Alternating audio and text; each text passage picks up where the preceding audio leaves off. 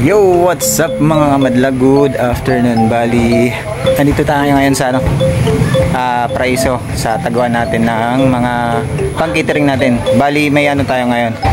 May labas tayo para kinabukasan. So, kailangan na natin ngayon ayusin, tapos dadalhin na natin ngayon dun.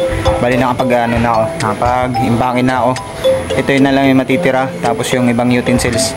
Ang priority natin ngayon madala is yung lamesa, pang buffet, tapos upuan, tapos yung pang skirting natin.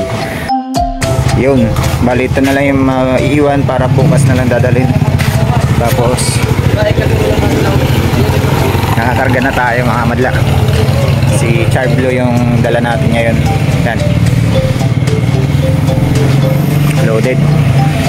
So yun lang muna mga madla. Stay tuned, babush.